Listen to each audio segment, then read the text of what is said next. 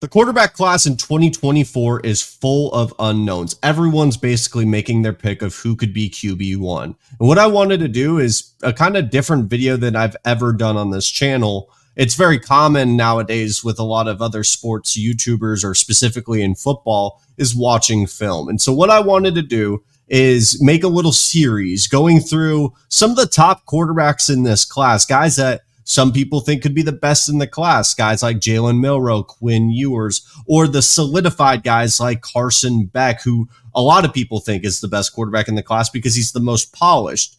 But what I want to do is make it come to life a little bit, where I'm kind of just going through my thoughts and feelings with these quarterbacks and then reviewing a game. I by no means have the credentials of a former NFL quarterback or a guy that has been doing this for years and years. I am very much still fresh to watching film and really understanding a sport that I have such limited experience playing myself. But I want to make it also a film review that is consumable, or like easy to consume. I don't even know if consumable is a word, but something that a casual fan can pick up and have an understanding of why a player is getting a certain amount of hype, instead of just, saying some statistics. And I think the best case and the best person to start off with is Conner Weigman, because Conner does not have any kind of statistical accolades that I can point to and say that he's one of the best quarterbacks in the country when he is playing. He was dealing with an injury all of last year. Once Auburn came into town and played them at Kyle Field, a corner blitz came off the edge, and I believe he broke his ankle and sidelined him for the entire season.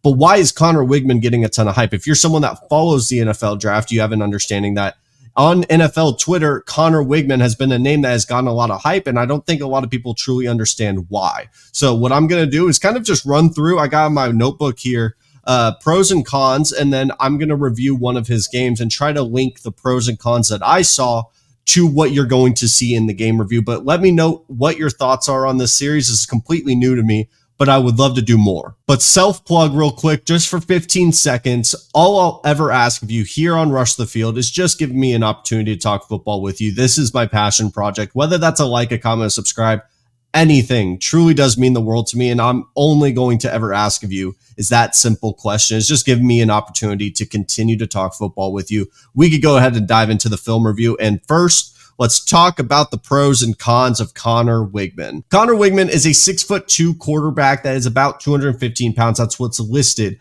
I kind of disagree on the specifically the weights, not the heights, because I do think he has the size of a quarterback that you are looking for when it comes to the NFL draft. He's not ripped like Will Levis, but he definitely has added some size over the offseason. If you just go look at pictures from the Manning training camp, he's definitely put on some weight. And honestly, personally, when I'm evaluating quarterbacks, I'm not looking for an 8-pack. I'm not trying to body shame or anything, but I wouldn't mind some meat on the bones, just because if you just look at the history of the great NFL quarterbacks, they're not all ripped. They have some size to them, basically to, add a little cushion to the hits and the strain an NFL season puts. I believe Tyler put it out an incredible video on TikTok talking about this in detail. And I honestly kind of believe it, that if you add a little bit of size and you're not just completely lean and ripped, that you are going to be able to handle the wear and tear of a college football season. But we can talk about the pros that I saw, and then we'll dive into his Miami game, because last year he had a very limited sample size. That's one of the cons. We only have so many games of Conner Weigman film, because in his true freshman year, he played basically, I believe it was 2 or 3 games maybe. And then the following season, got a couple games in before getting injured. And I think the Miami game, you get the complete package of what to expect with him and why you see a lot of potential and a lot of good green flags to buy stock into Conner Weigman. I think some of the pros that we're going to see are he has a very quick release compared to what Texas A&M has dealt with in the past with Haynes King, a very long windup. When you're in the SEC and guys can come off the edge so quick, you need a guy that's able to get the ball out quickly. And if it's his technique that's holding him back from doing that, that's a red flag in my opinion, especially if we're looking through the lens of an NFL prospect. I think he has a plus arm. I wouldn't say it's otherworldly like a Josh Allen, like an Anthony Richardson, where you could sacrifice the floor a little bit for the upside of the arm. But he still has a very good arm, in my opinion. I don't think it's like to a level where it's a liability. And also, I think he's a plus athlete. Conner was a guy that was potentially going to play college baseball as shortstop. And I think he is not twitchy, but he's able to move around. He's definitely not a statue. I think that he's really good over the middle. I think that's something I'm going to highlight in the film is the dude is a baller over the middle. And if you're someone that is like, why does that matter? Why does over the middle matter so much? I think that's the most difficult area to throw compared to the sidelines. That was one of the negatives that people talked about with Jaden Daniels was he kind of lived and died on these sidelines, and it was over the middle when you're not able to read the defense that could be seen as a negative, and it can become a liability at the next level. The fact that Connor showed flashes of being really, really good over the middle is a major green flag in my opinion. On top of that, he's absolute nails in the pocket. And what do I mean by nails? If there is pressure coming at him, the dude makes the throw. He stands tall. And part of that was with Texas A&M's offensive line, and specifically their scheme is, which something I will highlight. For whatever reason, a free blitzer was consistently coming in that Miami game, and it's why he got hurt last year. The notion that he is injury prone, yes, I think the true freshman year, he had one game that he was out due to sickness, and then the following year, he's out for the season because of a broken ankle. I wouldn't classify that as injury prone, but it is a red flag to say the least. I also think that Connor is really good at layering throws. And what I mean by layering, I had to explain a little bit further. I think there's a lot of quarterbacks. Think of J.J. McCarthy. If you go watch his old Michigan tape, it was always 90 miles per hour throwing a fastball. He's able to change it up and layer throws to be not only where the player can only make a play on the ball, but he's able to throw with touch or throw a fastball. Those are things that I think are underrated when evaluating a quarterback. Does it always have the best accuracy? No, but I think the fact that he's willing to mix it up to try to put it in the best position possible for a player to make a play, that's not something I'm going to overlook. But we got to talk about the cons. The sample size. Like I said, injured for most of last year, barely played his true freshman year. He's very fresh. We don't really know what a full season of him looks like. But the reason why I'm talking about him now is I see enough green flags to buy in. Plus, we're talking about a former 5-star quarterback. Those just don't get handed out like candy. Even if he was a high 4-star, I would still be referencing it just because he's super talented. I think that he can be a little not decisive enough. And what I mean by that is the guy just can't let it rip sometimes. And when he does, he flashes that arm talent. But I think, yes, he's very careful with the ball. That's why he doesn't turn the ball over a lot. But there's also times where it's like, Connor, get that ball out quicker. Like, let's be a little bit more decisive. And I think having more game experience would probably help that a lot. I would also say, like, as much as I talk about the plus arm being a pro, I think it's also a con. Like, it's not, we're talking about the NFL draft here. So, like, it's not a Jalen Milroe arm. It's not a Quinn Ewers arm. So that could also be a con. And then also, because of the pressure, and it kind of works with a wear and tear, is his motion, though it's relatively quick, like I had mentioned, it does get a little wonky. His base gets a little too wide at times. And these are all things I think could like have a little bit of a tweak, and it could do wonders for how consistent his deep field accuracy is, which is a problem. I think pushing down the field, his deep accuracy is inaccurate at times. But I also just don't think that there was a lot of times in this old scheme that Jimbo ran where it kind of allowed him to rip it. I think if you didn't know, the Jimbo scheme had a lot of option routes, which usually forced a quarterback that had to be a major veteran that was used to being able to read defenses. Like, there's a bunch of different little things that had to go right and execute perfectly for Jimbo's offense to be effective. And I don't think Connor, to be fair, he's fresh. I don't think that was a guy that fit that system great. That's why I think Colin Klein is going to do wonders for him. But, I can talk about all these pros and cons, but if I don't base it off of any of the film that I see, then there's no point. So let's go ahead and dive in. So I think the best way for me to represent the pros and cons I just discussed is pulling up certain snaps and certain reps so that you guys can see the full picture. Now, to be fair, this is a 25-minute video. We could go through every single play, but I want to show you all the highlights and the lowlights to kind of give you the best picture you possibly can. Right here, we're going to have a play action, and what you're going to see is Ruben Owens is going to come out on a wheel route. One of these linebackers is going to pick him up. And Connor, though he slips and I believe has a free rusher, number 51 or number 20, is going to get a free hit at him. Look how accurate he's able to place this ball. So right here, 51 There's going to be a misassignment by the running back to block, or I believe he either comes out. 23 is going to come pick out the wheel route. Connor slips, free rusher at the quarterback, 3, 2, 1, get the ball out, very quick release. And right here, you see it. This is the only spot for Ruben Owens to make a play on the ball over the middle. He just drops it. I mean, these kinds of plays, I am a huge fan of.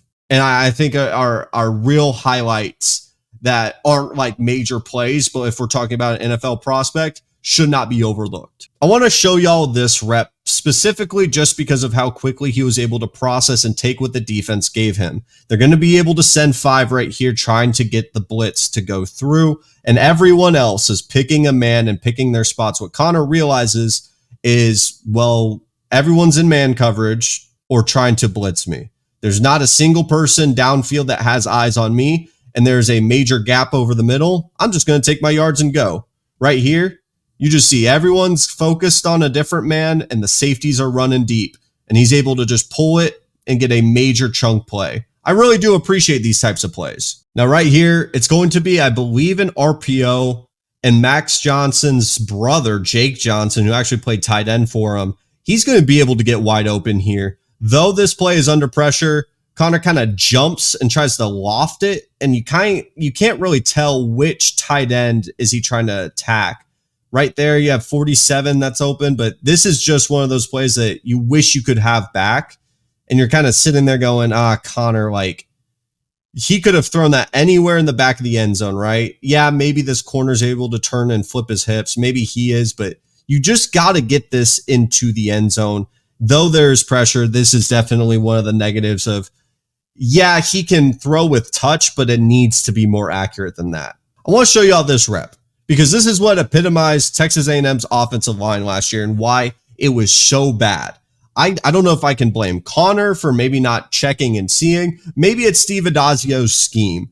But the fact that there was these free blitzers that just had a free head start to run at Connor Weigman, or relatively any Texas A&M quarterback, was mind-boggling to watch. And this is why Texas A&M's been dealing with injuries so long. So hopefully, with the new scheme and system, this is not a major problem, because I think it would do wonders for Connor to get into a rhythm during these games. This is an RPO play, and I'm solely just showing you this because Noah Thomas is going to be one of his top receivers next year with Evan Stewart leaving. Noah Thomas is about 6'6", and this is like, if he's able to create any separation and stay healthy next year, he could be a really, really good wide receiver in the SEC.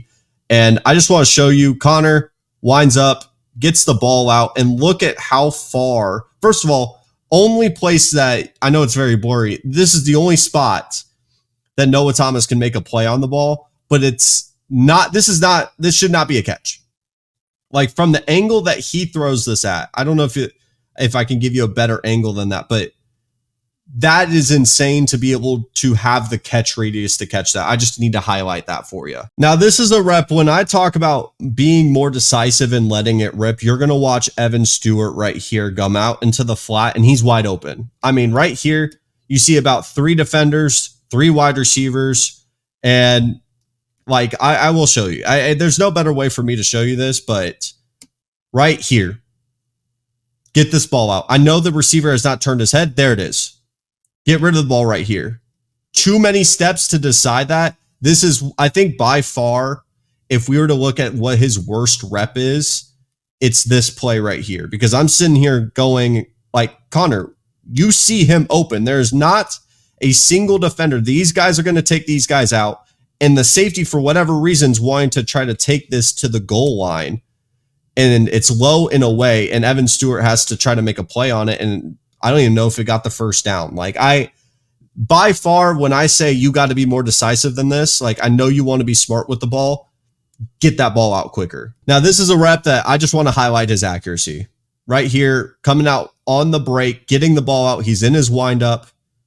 Put that in the spot that only the wide receiver can make a play on it. I got to appreciate those types of plays, especially if accuracy is going to be your MO. And also, Moose Muhammad is going to be, I believe, his wide receiver 2 or 1 this upcoming season. Now, for people that are going to go look at the Miami game and say, well, let's take a look at his stats, you will see an interception. You may wonder, well, Tegan, why aren't you highlighting the interception? I will give you a very quick reason why. You see, I think this is a good play. He is letting this rip, and he's going to fit it into this gap. You have to have good enough arm talent to fit this gap. And as you could see, Ainias absolutely slips. Like, absolutely slips, and it just goes into the safety's hand. Like, I honestly think with his arm talent and the way that Ainias was going to cross over, this was going to be right on the money. But it goes straight to the safety's hand. Like, that's just unfortunate. Now, I'm going to show you guys my favorite rep. It's not a touchdown. It's pocket presence, and I feel like what you could see this upcoming season with Connor Weigman. It's a play action. Number 4 realizes it's a play action and feels like I can just bend the edge right here and absolutely get a free shot at Connor, which he realizes he's coming down. Connor sees the pressure coming up, steps up, and then he's got no time to rip it, but he sees the crosser and puts it right where only Noah Thomas can make a play on the ball. Now, number 5 is going to, if he puts this in front of him, number 5 could easily pick it off. He could take Noah Thomas's head off, but no, grab it, gets down, first down. Those are the plays that I am a sicko for. Just right here. Sorry, I'm going to get it just right. Ready? Get it out. I love it. I love it. And this is another example where he's going to be able to have a bunch of pressure coming from the right side. It's not like anything major, right? So you see Connor, he's getting a little bit of pressure. He's going to start trailing left a little bit. He's got number 42 wide open. 23 is now realizing it. Connor, I think right here, wind up. This is over the middle. It's not nothing. There's a lot of traffic in here. He's got to have enough of an arm to get it, and there's some real zip there. Like that. This throw right here genuinely has some zip to it, and I appreciate that because it kind of just gives some, life to whenever I say he's like a plus athlete or a plus arm. Now, Texas A&M, their fancy gimmick was if it was 3rd or 4th and short, they would always come out with Ernest Crownover or Crownover, I apologize. And it was always a run. So you're going to see a major run commit basically from Miami, and they're going to send the fullback out. The reason why I'm showing you this is because it's a play action. The running back's going to try to get the block, gets kind of jumped past, and look at all the pressure. And this doesn't really look open yet. Linebacker's a little too wide, gets beat, and Connor's just going to kind of loft it to let the running back make the play that's only available there on the money. This is what I mean by absolute nails. Just get the ball out with all that pressure. Bing. Easy.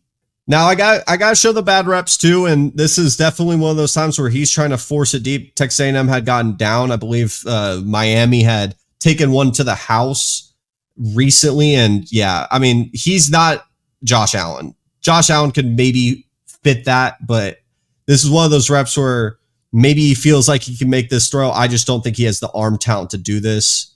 Like, that's just not open. That should be a pick. That's a bad throw. Now, this is a rep where you get a downfield shot to Evan Stewart, and Evan Stewart is going to be one of the best wide receivers in the country. He's going to be coming down on a post. Connor, this is not one hit where he's trying to just launch it with his arm talent. This is definitely one of those moon balls that I think he's pretty good at. Its accuracy could be under question just because sometimes you're watching the wide receiver have to come back to the ball. But I still will give him credit. I think deep ball accuracy is still something that needs to be improved. But to be honest, he put that right where only Evan can make a play on the ball. Now, for one of the last reps I want to show y'all, just to show how nails he is, look at that defender. Stand in the pressure and throw a touchdown. I mean, I'm sorry. I don't know what else I got to tell you about the whole nails thing. Mind you, look at the running back. This is why I say, was Steve Adazio telling his players to do things like this, where it was stutter. Okay, we're going to actually let him just get a free rush at the quarterback. Connor makes an absolute beautiful ball to Noah Thomas for the touchdown. So that's that. Connor went. So that's that. I know this is probably one of my longest videos you will ever see on the channel, but I just wanted to show y'all the film that I'm seeing and what I feel. Do I think it's confident for me to say he's a first-round pick? I think he's first-round talent. We just need to see a lot more. But hopefully what I've told you today gives you a little bit more confidence on why he's getting a lot of the hype that he is. And maybe that Connor Weigman could be the quarterback one in this class. But let me know who you want to see next. I'm thinking Quinn Ewers, just because we're staying in the area of Texas. Maybe you want to see Jalen Milroe. And let me know what your thoughts on this video, because I honestly had a lot of fun, and I will see you guys next time.